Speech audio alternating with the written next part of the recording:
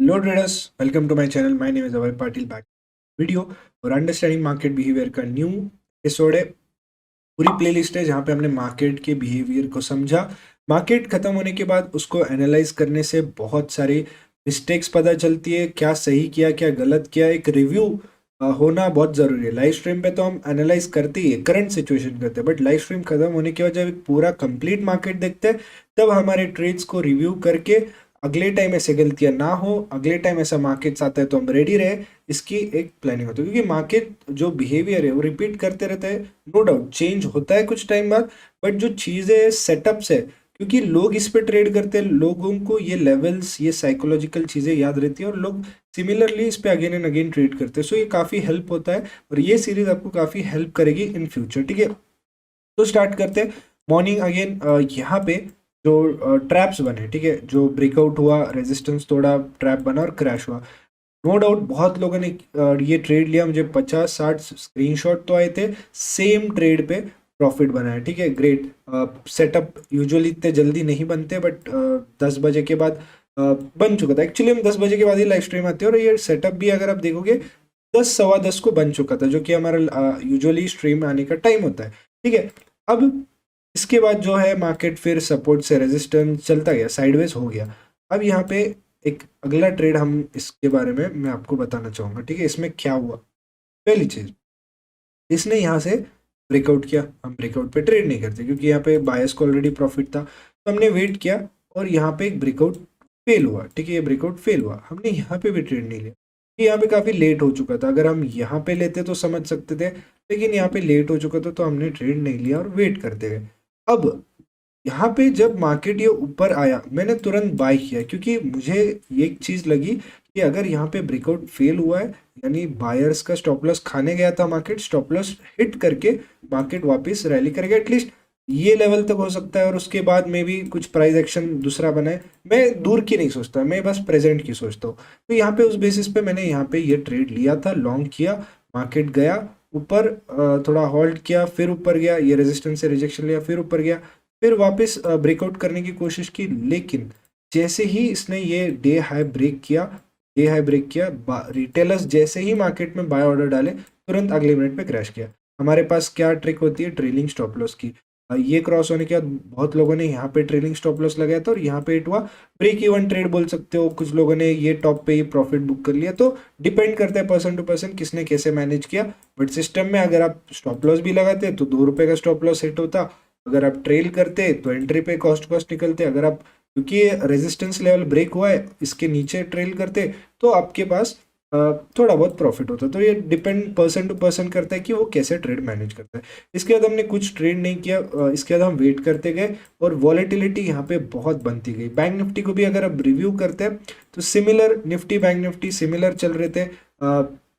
Similar यहाँ पे भी एक ब्रेकआउट फेलियर, जैसे कि आप देख सकते हो रेजिस्टेंस ब्रेक हुआ, एंट्री बुलाई, सिमिलर टाइम पे यहाँ पे भी क्रैश हुआ और ये गिरते गया। बट निफ्टी जो है साइडवेज हुआ। अब ये जो ट्रेड है, जो सबसे अच्छा ट्रेड था 45 पॉइंट्स का, बहुत मेजोरिटी लोगों ने नहीं लिया लेकिन कुछ लोगों ने लिया, बिकॉज हमने यहाँ पे एक एनालिसिस किया था। और मैं यहाँ पे क्योंकि जस्ट सोच रहा था वॉलेटिलिटी है, 1 बजे में भी हम थोड़ा हमारा ट्रेड सेव करके रखते हैं बाद के लिए, लेकिन बहुत लोगों ने ये ट्रेड ले लिया था। तो अब यहाँ पे हमने क्या लॉजिक से ट्रेड लिया था देखो। तो यहाँ पर जो है मैंने ये एनालिसिस बना के रखा था मार्केट जो है बनने के पहले ही। यहाँ पे आप देख सकते हो जो हमने ट्रेड देख रहे यहाँ पे लेवल्स बना के रखी थी और एग्जैक्ट यहाँ पे टारगेट्स भी जो है सेट करके रखा था, ये देख सकते हो यहाँ पे। तो इसी व्यू पे देखकर कुछ लोगों ने लिया था, बट मुझे बहुत लोगों को गाइड करना पड़ता है तो मैं थोड़ा ट्राई करता हूँ कि मैं ट्रेड्स कम दूँ, बिकॉज अगर मैं 4-5 ट्रेड दिन में देना शुरू करूँगा तो लोग ओवर ट्रेड करेंगे। सो अभी मैंने ट्रेड की थोड़ी फ्रीक्वेंसी जो है कम की है। सो यहाँ पे एक और प्लान भी था कि मे बी मैं कंफर्मेशन के लिए लोगों को यहाँ पे कंफर्मेशन ट्रेड दूँ, लेकिन तब तक ये बहुत फास्ट फट चुका था। जब तक मैं सोचता ट्रेड लेने का बहुत फास्ट फट चुका था, बट बहुत लोगों ने इस एनालिसिस पे लिया। तो यहाँ पे इस ट्रेड के पीछे का लॉजिक समझते हैं। पहला क्या हुआ, मार्केट गिरता गया, ठीक है, यहाँ पे गिरता गया, लेकिन ये 15 मिनट की सपोर्ट ले ले, तो मेरा बिल्कुल प्लानिंग नहीं था सेलिंग की तरफ जाने का। यहाँ से सपोर्ट लिया, अब जब सपोर्ट ले रहा था यहाँ पे बाइंग काफी वीक आ रही थी, ऊपर से रिजेक्शन आ रहा था, इसलिए मैंने यहाँ पे वेट करना समझा। तुरंत एक सेलर की कैंडल आई, ओके बहुत बड़ा कोई तो मूवमेंट प्लेयर आया होगा, यहाँ पे बड़ा मूवमेंट आया इस कैंडल पे। अब मेरा वेट करने, देखो मुझे लगता है कि हमेशा वेट करना चाहिए जब तक आपका अपॉर्चुनिटी नहीं बनता। जैसे ही आपको कुछ समझ में अगले सेकंड में एंटर करो। यहाँ पे हम वेट कर रहे थे, समझने की कोशिश कर रहे थे, मुझे लगा चलो कंटिन्यू कर देगा बिकॉज यहाँ पे बायस का स्टॉप लॉस मिला होगा, बट अगली ही कैंडल आके ऊपर क्लोज हुई। दैट मीन्स यहाँ पे मार्केट मेकर्स ने एंट्री करवाई सेलर्स की, स्टॉप लॉस खा लिया, फिर उसके बाद जो बायर्स आए उनका स्टॉप लॉस खा लिया, फिर जो सेलर्स है उनका भी स्टॉप लॉस खा लिया। तो दैट मीन्स यहाँ पे सबके स्टॉप लॉस मार्केट ने खा लिया। So that was the best time, जब मार्केट सबके स्टॉप लॉस खाता है और एक फिर ऊपर जाने लगता है, तो बेस्ट टाइम था यहाँ पे एंटर करने का। और हमने यहाँ पे लेवल्स बनाए पिन बार के ऊपर, और ट्रैप बनने के बाद मार्केट कंटिन्यूस जो है रैली करता गया। रेजिस्टेंस 1, यहाँ पे थोड़ा पुल बैक, अप मूव, और फिर ये जो रेजिस्टेंस 2 3 को तोड़ के सारे टारगेट मार्केट ने हिट कर दिए। डन, यहाँ तक मार्केट चला गया। अब नेक्स्ट इसके बाद क्या हुआ, ये जो कैंडल थी यहाँ पर देखो, बायर्स ऑलरेडी प्रॉफिट में थे, बायर्स को ऑलरेडी प्रॉफिट था। अगेन ये जो ब्रेकआउट था लोगों को, फ्रेश बायर्स को बुलाने के लिए था ताकि ये बायर्स अपनी पोजीशन एग्जिट कर सके। फ्रेश बायर्स आए और यहाँ पे मार्केट गिरना शुरू किया। तुरंत ये कैंडल जो थी 2:11 की, हमने यहाँ पर जो है हमारी एंट्री सेट की थी। अगर लाइव स्ट्रीम पे आप जाकर ये टाइम देख सकते हो कि हम कब कब एंटर करते हैं। ये देखो 2:11 को हमने एंट्री जो है हमारी सेट कर दी, एंट्री ली, और यहाँ पे अगेन लेवल्स, सेम लेवल्स जो पहले ड्रॉ किए थे वो एज ए सपोर्ट एक्ट कर रहे थे, और एक्सपेक्टेड था वीकनेस होती तो मार्केट यहाँ तक टारगेट हिट करता। बट मार्केट का खेल ही ऐसा है कि पहले लोगों को थोड़ा निकालो मार्केट से, फिर अपने डायरेक्शन में जाओ। तो वैसा ही हुआ। लेकिन अगर आप देखोगे हमारा जो रेजिस्टेंस लेवल था या हमारा जो एंट्री पॉइंट था, मार्केट बस उसको रीटेस्ट करके गिरना शुरू किया। ठीक है, गिरना शुरू किया, क्रैश शुरू किया। तो बहुत लोगों ने ये ट्रेड होल्ड भी रखा था, तो उन्हें ये ट्रेड मिल गया। बट ठीक है, बहुत हम मानते हैं कि लोगों ने होल्ड नहीं किया। बट एक एनालिसिस मैंने दिया था 2:21 को। ठीक है, ये मुझे एनालिसिस काफ़ी अच्छे से याद है क्योंकि मैंने मेरे नोट्स में ये एनालिसिस लिखा था। बिकॉज यहाँ पे देखो जस्ट थोड़ी देर पहले ये वाला, ठीक है, ये मैंने बार बार सेटअप्स इतने बार देखे हैं। ये देखो यहाँ पे हमने जो प्रोजेक्शन है 18,150 से पूरा 17,800 का हमने यहाँ पे एक प्रोजेक्शन बनाया था। ठीक है, ये लाइव का टाइम है 2:21। आप चेक कर लेना जाके क्या एक्सप्लेनेशन था। यहाँ पर भी एक और बार एक्सप्लेनेशन देता हूँ। और मार्केट जस्ट स्टार्ट हुआ है और मे बी थर्सडे को भी ये कंटिन्यू सेलिंग की तरफ जाए, सपोर्ट लेके जाएगा नो डाउट, बट वीकनेस काफ़ी दिख रही है और गिरेगा, हो सकता है। ठीक है, अब रीज़न बताता हूँ क्यों। ये सेटअप में मुझे बहुत अच्छे से याद है क्योंकि इसमें मैंने स्टॉप लॉस खाया था, और आप सबसे ज़्यादा प्रॉफिट से नहीं बल्कि स्टॉप लॉस से सीखते हो। तो लॉजिक क्या था इस सेटअप के पीछे, टॉप से बॉटम पे फिबोनाची। ठीक है, फिबोनाची एज अ टूल हम ट्रैप की तरह यूज़ कर सकते हैं। ये 0.50% लेवल है। यहाँ पे देखो 50% पे वॉलेटिलिटी काफ़ी चल रही थी और बायर सेलर्स की फाइट चल रही थी कि सेलर्स 50% रिट्रेसमेंट से इसे गिरा दे या 50% से ब्रेक करके जो ट्रेंड है वो चेंज कर दे।